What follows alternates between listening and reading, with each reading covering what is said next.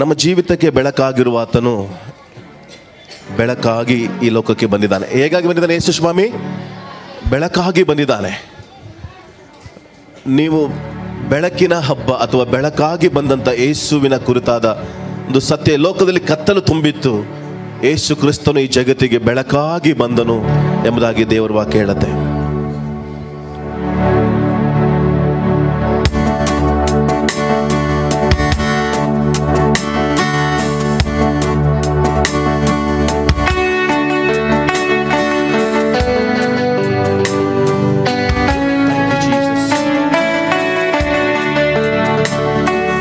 ಬೆಳಕು ಬೆಳಕು ಬೆಳಕು ಬೆಳಕು ಬೆಳಕು ಮೂಡಿತು.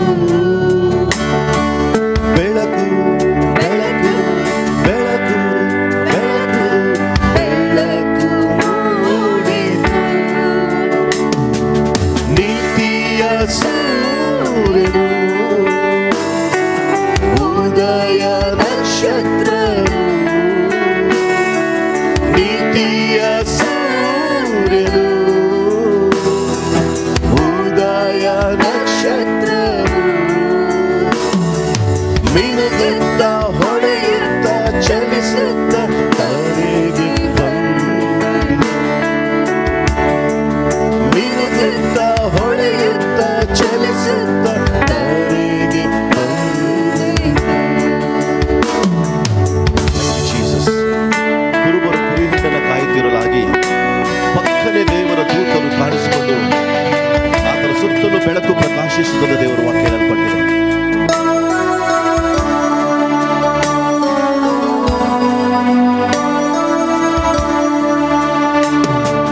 ಕುರುಬರು ಕುರಿಹಿಂಡನು ಕಾಯುತ್ತಿರಲು ಪಕ್ಕನೆ ದೇವರ ದೂತಗಣವು, ಕುರುಬರು ಕುರಿಹಿಂಡನು ಕಾಯುತ್ತಿರಲು ಪಕ್ಕನೆ ದೇವರ ದೂತಗಣವು, ಬೆತ್ಲೆಹೇಮಿನೋಡು ನಿಮಗೊಬ್ಬ ರಕ್ಷಕನು ಹುಟ್ಟಿದನೆಂದು ಸಾರಿದರು, ಹುಟ್ಟಿದನೆಂದು ಸಾರಿದರು, ಹುಟ್ಟಿದನೆಂದು ಸಾರಿದರು. ಬೆಳಕು ಬೆಳಕು ಬೆಳಕು ಮೂಡಿತು. ಬೆಳಕು ಬೆಳಕು ಬೆಳಕು ಮೂಡಿತು.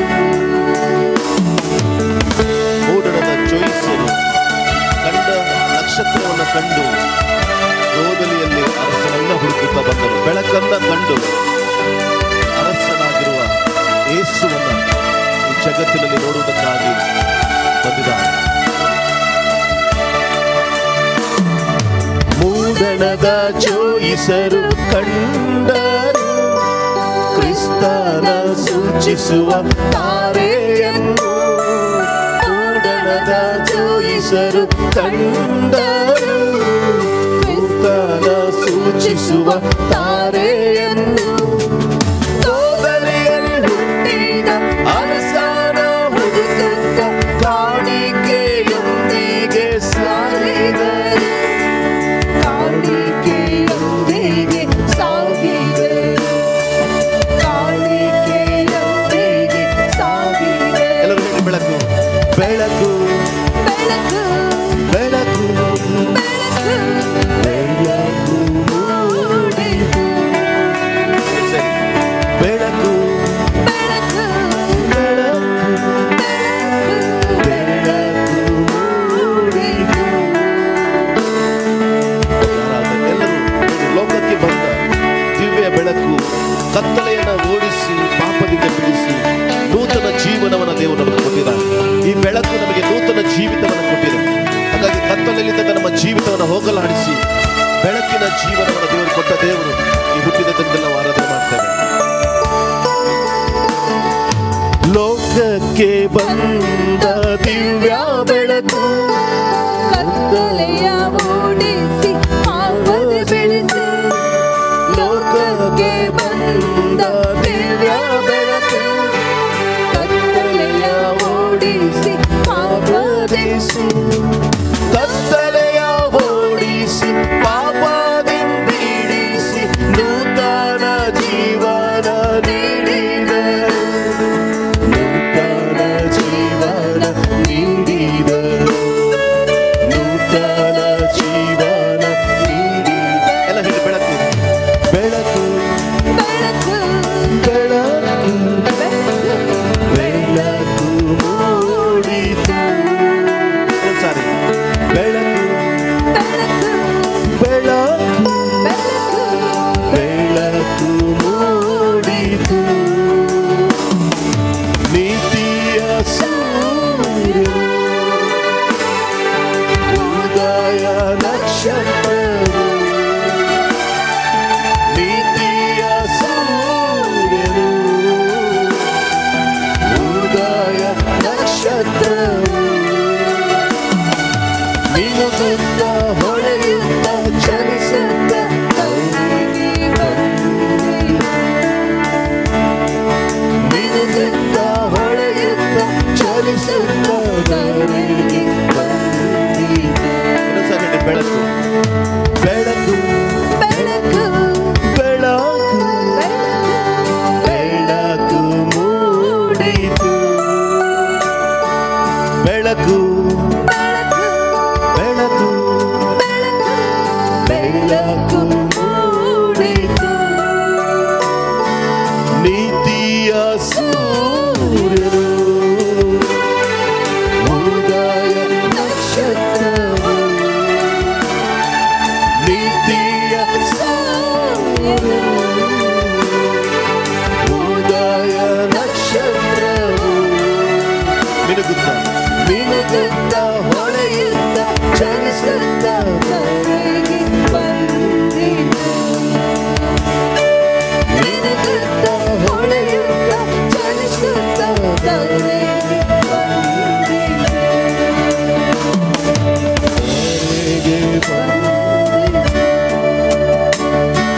ದಾರಿಗೆ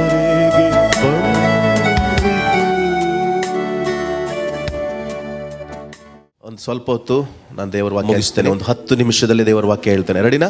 ಓಕೆ, 10 ನಿಮಿಷ. ಇದು Christmas season. Jesus is the reason for the Christmas. Hallelujah. ಆತದು ಇಲ್ಲದೆ ಹೋಗಿದ್ರೆ ಈ ಒಂದು ಸೀಸನ್ ನಮ್ಮ ಜೀವಿತಕ್ಕೆ ಬರ್ತಾನೆ ಇರಲಿಲ್ಲ. ಆದಿಕಾಂಡ 1ನೇ ಅಧ್ಯಾಯದ 26ನೇ ವಚನದಲ್ಲಿ ಒಂದು ವಾಕ್ಯ ಬರೆಯಲ್ಪಟ್ಟಿದೆ. ಆದಿಕಾಂಡ 1ನೇ ಅಧ್ಯಾಯದ 26ನೇ ವಚನ. ಓಕೆ. ಆಮೇಲೆ ದೇವರು ನಮ್ಮ ಸ್ವರೂಪದಲ್ಲಿ ನಮ್ಮ ಹೋಲಿಕೆಗೆ ಸರಿಯಾಗಿ ಮನುಷ್ಯರನ್ನು ಉಂಟು ಮಾಡೋಣ. ಅವರು ಸಮುದ್ರದಲ್ಲಿರುವ ಮೀನುಗಳ ಮೇಲೆಯೂ ಅಂತರಿಕ್ಷದಲ್ಲಿ ಹಾರಾಡುವ ಪಕ್ಷಿಗಳ ಮೇಲೆಯೂ ಪಶುಗಳ ಮೇಲೆಯೂ ನೆಲದ ಮೇಲೆ ಹರಿದಾಡುವ ಎಲ್ಲ ಕ್ರಿಮಿ ಕೀಟಗಳ ಮೇಲೆಯೂ ಎಲ್ಲ ಭೂಮಿಯ ಮೇಲೆಯೂ ದೊರೆತನ ಮಾಡಲಿ ಅಂದನು. ದೇವರು ಮನುಷ್ಯನನ್ನ ಈ ಭೂಮಿ ಮೇಲೆ ಸೃಷ್ಟಿಸಿ ತನ್ನ ಸ್ವರೂಪದಲ್ಲಿ ಉಂಟು ಮಾಡಿ ನಾವು ಆಳ್ವಿಕೆ ಮಾಡೋಣ ಅಂತ ಹೇಳಿಲ್ಲ, ನೀವು ಆಳ್ವಿಕೆ ಮಾಡ್ರಿ ಅಂತ ಹೇಳ್ದ ಮನುಷ್ಯರಿಗೆ. ಯಾರಿಗೆ ಆಳ್ವಿಕೆ ಮಾಡ್ರಿ ಕೇಳ್ದ? ಮನುಷ್ಯರಿಗೆ ಆಳ್ವಿಕೆ. ಅಂದ್ರೆ ನಾನು ನೀವು ಸೇರಿ ಮಾಡ್ತೀವಿ ಅಂತ ಹೇಳಿಲ್ಲ ದೇವರು, ನೀವೇ ಆಳ್ವಿಕೆ ಮಾಡಬೇಕು ಎಂಬುದಾಗಿ ಹೇಳ್ದ.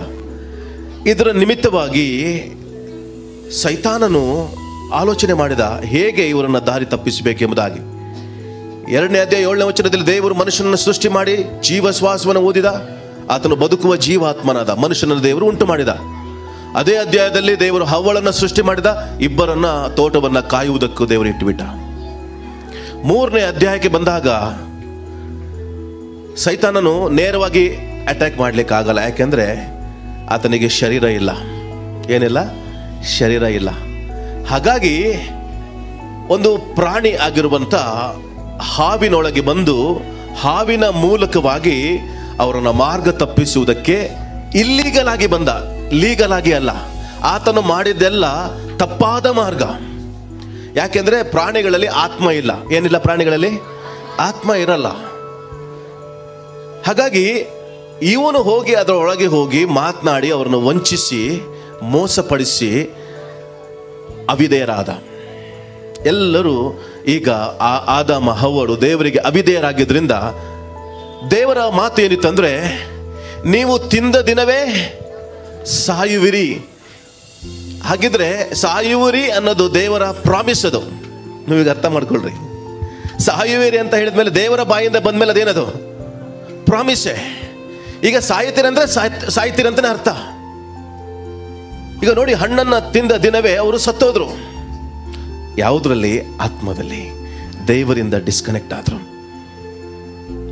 ಅದರ ಮೇಲೆಯೂ ಕೂಡ ಮೆತುಶೆಲಹನು 960 ವರ್ಷ ಬದುಕಿದ, 69 ವರ್ಷ. ಹೀಗೆ ಅನೇಕರು ಬದುಕಿದ್ರು ಶರೀರದಲ್ಲಿ. ಆದರೆ ಪಾಪದ ನಿಮಿತ್ತವಾಗಿ ಅವರು ಶರೀರದಲ್ಲೂ ಸಾಯಬೇಕಾಗಿ ಬಂತು, ದೇವರಿಂದ ದೂರ ಆಗಬೇಕಾಗಿ ಬಂತು. ಇಮಿಡಿಯೇಟ್ ಆಗಿ ದೇವರು ಒಂದು ಮಾತು ಹೇಳ್ತಾನೆ. 3ನೇ ಅಧ್ಯಾಯದ 19ನೇ ವಚನ ಇರಬೇಕಲ್ವಾ? ಅಲ್ಲ 3ನೇ ಅಧ್ಯಾಯದ, ನೀನು ಈ ಸ್ತ್ರೀಯ ಮಾತನ್ನು ಕೇಳಿ ತಿಂದ ಕಾರಣ ಭೂಮಿಗೆ ಶಾಪ ಬಂತು. 14. ಓಕೆ. ಯೆಹೋವ ದೇವರ ಸ್ತ್ರೀಯನ್ನು, ಇದೇನು ನೀನು ಮಾಡಿದ್ದು ಎಂದು ಕೇಳಲು ಸ್ತ್ರೀಯು, ಸರ್ಪವು ನನ್ನ ವಂಚಿಸಿತು, ನಾನು ತಿಂದೆನೋ ಎಂದು ಉತ್ತರ ಕೊಟ್ಟಳು. ಆಗ ಯೆಹೋವ ದೇವರು ಸರ್ಪಕ್ಕೆ, ನೀನು ಈ ಕಾರ್ಯವನ್ನು ಮಾಡಿದ್ದರಿಂದ ಎಲ್ಲಾ ಪಶುಗಳಲ್ಲಿಯೂ ಅಡವಿಯ ಎಲ್ಲಾ ಮೃಗಗಳಲ್ಲಿಯೂ ಶಾಪಗ್ರಸ್ತವಾದೆ. ನೀನು ಹೊಟ್ಟೆಯಿಂದ ಹರಿದು ನಿನ್ನ ಜೀವಮಾನ ದಿನಗಳೆಲ್ಲ ಮಣ್ಣೇ ತಿನ್ನುವೆ. ನಿನಗೂ ಈ ಸ್ತ್ರೀಗೂ ನಿನ್ನ ಸಂತಾನಕ್ಕೂ ಈ ಸ್ತ್ರೀಯ ಸಂತಾನಕ್ಕೂ ಅಗೆತನವಿರುವ ಹಾಗೆ ಮಾಡುವೆನು. ಅದೇ ಕ್ರಿಸ್ಮಸ್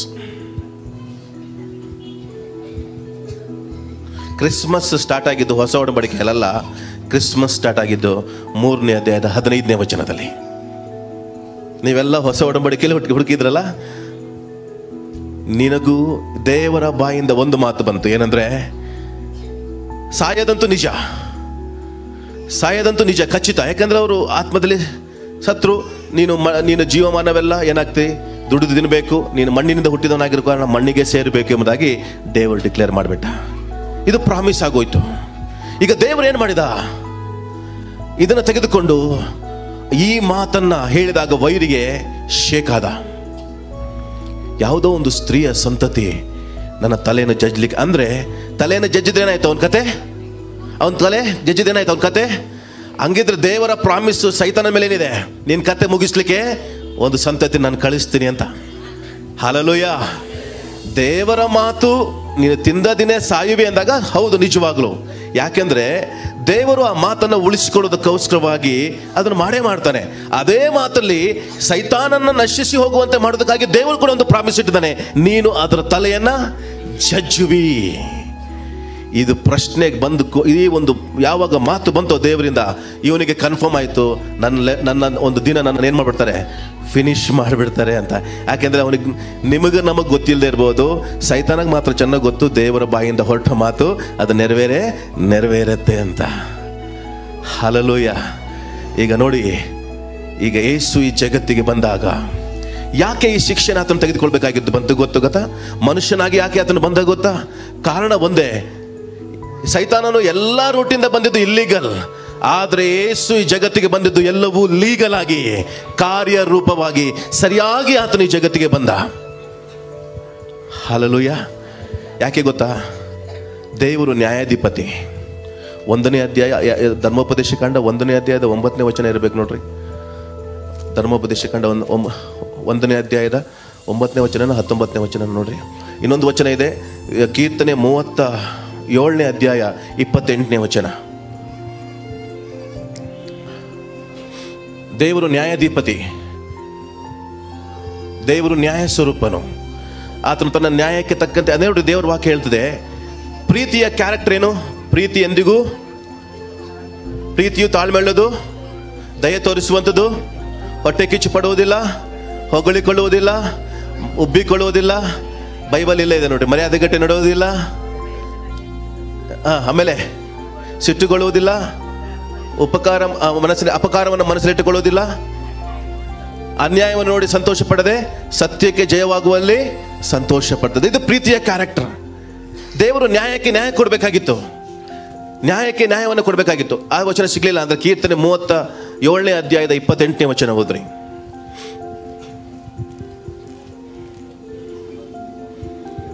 ಯೆಹೋವನು ಹಾ. ನ್ಯಾಯವನ್ನು ಮೆಚ್ಚುವವನು, ಹಾ. ತನ್ನ ಭಕ್ತರನ್ನು ಎಂದಿಗೂ ಕೈ ಬಿಡುವವನಲ್ಲ. ನೋಡಿ, ದೇವರು ನ್ಯಾಯವನ್ನು ಮೆಚ್ಚುತ್ತಾನೆ. ಯಾಕಂದ್ರೆ ನ್ಯಾಯ ಏನು? ತಪ್ಪಿಗೆ ಏನಾಗಬೇಕು? ಶಿಕ್ಷೆ ಆಗಬೇಕು. ತಪ್ಪಿಗೆ ಶಿಕ್ಷೆ, ನ್ಯಾಯಕ್ಕೆ ನ್ಯಾಯಕ, ಪ್ರೀತಿಗೆ ಪ್ರೀತಿ. ಹಾಗಾಗಿ ನ್ಯಾಯಕ್ಕೆ ಶಿಕ್ಷೆ ಏನಾಗಬೇಕು? ಒಬ್ಬ ವ್ಯಕ್ತಿ ಸಾಯಲೇಬೇಕು ಅವರ ಪಾಪಕ್ಕೆ. ಅದಕ್ಕಾಗಿ ಮಾನವನಾಗಿ ಈ ಜಗತ್ತಿಗೆ ಬಂದು ಆ ನ್ಯಾಯವನ್ನು ಆತನೇ ಹೊತ್ತುಕೊಂಡು ಈ ಜಗತ್ತಿನಲ್ಲಿ ದೇವಾದಿ ದೇವನು ಮನುಷ್ಯನಾಗಿ ಹುಟ್ಟಿ ಬಂದ. ನ್ಯಾಯವನ್ನು ಹೊತ್ತುಕೊಂಡ. ಒಂದು ಸೈಡಿಂದ ಆತನು ಪ್ರೀತಿ ಸ್ವರೂಪಿ, ಒಂದು ಸೈಡಿಂದ ಆತನು ನ್ಯಾಯಾಧಿಪತಿ. ತಪ್ಪಿಗೆ ಶಿಕ್ಷೆ ಆಗಬೇಕು, ಪ್ರೀತಿಗೆ. ಯಾಕೆ ಗೊತ್ತಾ? ಆತ ನಮ್ಮನ್ನು ಎಷ್ಟು ಪ್ರೀತಿ ಮಾಡಿದಾನೆಂದ್ರೆ, ಅದೇ ಯೋಹಾನ ಸುವಾರ್ತೆಯಲ್ಲಿ ಹೇಳ್ತಾನೆ 3ನೇ ಅಧ್ಯಾಯದ 16ನೇ ವಚನದಲ್ಲಿ, ದೇವರು ಲೋಕದ ಮೇಲೆ ಎಷ್ಟೋ ಪ್ರೀತಿಯನ್ನು ಇಟ್ಟನಂತೆ. ಅದಕ್ಕೆ ಹೇಳಿದ್ನಲ್ಲ, ಪ್ರೀತಿ ಎಂಥದಂತ ನೀವು ಕೇಳಿದ್ರಲ್ಲ, ಎಷ್ಟು ಪ್ರೀತಿ ಇಟ್ಟಿದ್ದಂದ್ರೆ ನಮ್ಮನ್ನು ಆತನು ಕಳ್ಕೊಳ್ಳೋಕೆ ಇಷ್ಟ ಇರಲಿಲ್ಲ. ಹಾಗಾಗಿ ತನ್ನ ಒಬ್ಬನೇ ಮಗನನ್ನು ಕಳಿಸಿಕೊಡುವುದರ ಮೂಲಕವಾಗಿ ಈ ಜಗತ್ತಿಗೆ ಒಬ್ಬ ಮನುಷ್ಯನಾಗಿ ಆತನು ಹುಟ್ಟಿ ಬಂದು, ಇವತ್ತು ನಾವೇನು ಆಚರಿಸ್ತಾ ಇದ್ದೀವೋ ಆತನ ರಿಜರೆಕ್ಷನ್, ಮರಣದಕ್ಕಿಂತಲೂ ಆತನ ಹುಟ್ಟುವಿಕೆಗೆ ಸೈತಾನ ನಡಗಿದ್ದು. ಯಾಕೆ? ಆತನಿಗೆ ಗ್ಯಾರಂಟಿ ಆಯಿತು ಒಬ್ಬ ಮನುಷ್ಯನು ಹುಟ್ಟಿದ್ದಾನೆ. ಅದಕ್ಕೋಸ್ಕರನೇ ಯೇಸು ಹುಟ್ಟಿದಾಗ ಹೆರೋದನ ಮೂಲಕವಾಗಿ ಎಲ್ಲರನ್ನ ಸಾಯಿಸುವುದಕ್ಕೆ ತೀರ್ಮಾನ ಮಾಡಿದ. ಆದರೆ ದೇವರ ಮಾತು ನೆರವೇರುವುದಕ್ಕಾಗಿ ದೇವರು ಅದೇ ಸ್ಥಳದಲ್ಲಿ ಯೇಸುವನ್ನ ನಡೆಯುವಂತೆ ಮಾಡಿದ. ಹಾಲೆಲೂಯ. ಯೇಸುವಿನ ಜನನ, ಯೇಸುವಿನ ಹುಟ್ಟುವಿಕೆ, ಯೇಸು ಹುಟ್ಟಿದಂಥ ಒಂದು ಕ್ರಿಸ್ಮಸ್ ಹಬ್ಬ, ಇದು ಎಂತ ಒಂದು ಗೊತ್ತಾ? ಅದ್ಭುತವಾಗಿ ಸೈತಾನನ ತಲೆಯನ್ನ ಜಜ್ಜುವ ದಿನ ಪ್ರಾರಂಭವಾಯಿತು ಅಂತ ಅರ್ಥ. ನೀವು ನೆನಪಿಟ್ಕೊಳ್ಬೇಕು. ಯಾವ ಸಂತತಿ ಮಕ್ಕಳೆಲ್ಲ ನಾವು ಯಾರಾಗಿದ್ದೇವೆ? ಈಗ ಆತನ ಸಂತತಿಲಿದ್ದೇವಾ? ನಾವು ಆತನ ಸಂತತಿಲಿದ್ದೀವಾ? ಇವತ್ತು ಧೈರ್ಯವಾಗಿ ಸೈತಾನಿಗೆ ಹೇಳ್ಬೋದು, ಸೈತಾನ ಎಲ್ಲಿದ್ದಾನೆ? ನೋಡಿರಿ, ಹಾವುಗಳನ್ನ, ಚೇಳುಗಳನ್ನ, ವೈರಿಯ ಸಮಸ್ತ ಬಲವನ್ನ ನಿಮ್ಮ ತಲೆ ಮೇಲೆ ಇಟ್ಕೊಳ್ಳೋದಕ್ಕೆ ಅಧಿಕಾರ ಕೊಟ್ಟಿದ್ದೇನೆ. ಯಾರು ಹೇಳ್ತೀರಿ ವಚನ? ನೋಡಿರಿ, ಹಾವುಗಳನ್ನು, ಚೇಳುಗಳನ್ನು, ವೈರಿಯ ಸಮಸ್ತವನ್ನ ಬಲವನ್ನ ನಿಮಗೆ. ಆಮೇಲೆ ರೋಮಾಪುರದವರಿಗೆ ಬರೆದ ಪತ್ರಿಕೆ 16ನೇ ಅಧ್ಯಾಯ ಕೊನೆ ವಚನ, ಶೀಘ್ರವಾಗಿ ಶಾಂತಿದಾಯಕನಾದ ದೇವರು ಸೈತಾನನನ್ನು ನಿಮ್ಮ ಕಾಲು ಕೆಳಗೆ ಹಾಕಿ. ಎಷ್ಟು ಜನ ಇವತ್ತು ನಂಬ್ತೀರಿ? ಕ್ರಿಸ್ಮಸ್ ಅಲ್ಲಿ ನೀವು ಆಲೋಚನೆ ಮಾಡಬೇಕಾಗಿರೋದೇನು ಗೊತ್ತಾ? ಈ ಸ್ತ್ರೀಯ ಸಂತತಿ ಆತನ ತಲೆಯನ್ನ ಜಜ್ಜಿದೆ. ಹಾಲೆಲೂಯ. ಇಲ್ಲಿರೋರೆಲ್ಲರೂ ಒಂದು ಜಯದಿಂದ ಕೂಗಬೇಕು, ಸೈತಾನನ ತಲೆಯನ್ನ ಜಜ್ಜಿದ ಸಂತತಿ ನಾವು. ಹೇಳ್ಬೇಕು ಗಟ್ಟಿಯಾಗಿ, ಸೈತಾನನ ತಲೆಯನ್ನ ಜಜ್ಜಿದ ಸಂತತಿ ನಾವು. ಇದೇ ರಿಯಲ್ ಕ್ರಿಸ್ಮಸ್. ಹಾಲೆಲೂಯ. ನಾವು ಅರ್ಥ ಮಾಡ್ಕೊಂಡಿದ್ದೇವೆ, ಕೇಕ್ ಕಟ್ ಮಾಡೋದು ಸರಿ, ಒಳ್ಳೆಯದೇ ಅಲ್ವಾ? ನಾವು ಹ್ಯಾಪಿ ಬರ್ಡೇ ಜೀಸಸ್ ಮಾಡ್ತೇವೆ ಅಲ್ವಾ? ಅದೆಲ್ಲದಕ್ಕಿಂತ ವಿಕ್ಟರಿಯಸ್ ಲೈಫ್ ಏನು ಗೊತ್ತಾ? ಸೈತಾನನ ತಲೆ ಜಜ್ಜುವಂಥ ದಿನ ಪ್ರಾರಂಭವಾಯಿತು ಎಂಬುದಾಗಿ. ಹಾಲೆಲೂಯ. ಹಾಗಾಗಿ ತಂದೆಯಾದ ದೇವರು ನಮ್ಮ ಜೀವಿತಕ್ಕೆ ತನ್ನ ಮಗನನ್ನು ಕಳಿಸಿಕೊಡುವುದರ ಮೂಲಕವಾಗಿ ಉನ್ನತವಾದ ಕಾರ್ಯವನ್ನು ಆತ ನಮಗೆ ಮಾಡಿ ಹೋಗಿದ್ದಾನೆ. ಹಾಗಾಗಿ ನೀವೆಲ್ಲರೂ ಒಂದು ರಿಯಲ್ ಕ್ರಿಸ್ಮಸ್ ಅನ್ನು ಆಚರಿಸುವಾಗ ಒಂದು ತಿಳ್ಕೊಳ್ರಿ, ಪ್ರೀತಿ ಎಂಥದ್ದಾಗಿದೆಯೋ ಆ ಪ್ರೀತಿಯನ್ನು ತರಿಸಿಕೊಳ್ಳ್ರಿ. ಹಾಗಾಗಿ ನಮಗೋಸ್ಕರವಾಗಿ ಪ್ರೀತಿ ಮಾಡಿದಂಥ ಯೇಸು ಈ ಜಗತ್ತಿಗೆ ಬಂದು ಇಮ್ಮಾನುವೇಲನಾಗಿ ಪಾಪದಿಂದ ಬಿಡಿಸಿ ಕಾದು ನಮ್ಮನ್ನು ಇಲ್ಲಿವರೆಗೂ ನಡೆಸಿದ್ದಾನೆ. ಹಲ್ಲೆಲೂಯಾ. ನಿಮ್ಮೆಲ್ಲರಿಗೂ happy Christmas. God bless you. ದೇವರು ನಿಮ್ಮನ್ನು ಆಶೀರ್ವಾದ ಮಾಡಲಿ. ಈ 10 ನಿಮಿಷವು ನೀವು ದೇವರ ವಾಕ್ಯವನ್ನು ಕೇಳಿದ್ದಕ್ಕಾಗಿ ದೇವರು ನಿಮ್ಮನ್ನು ಆಶೀರ್ವಾದ ಮಾಡಲಿ. Thank you.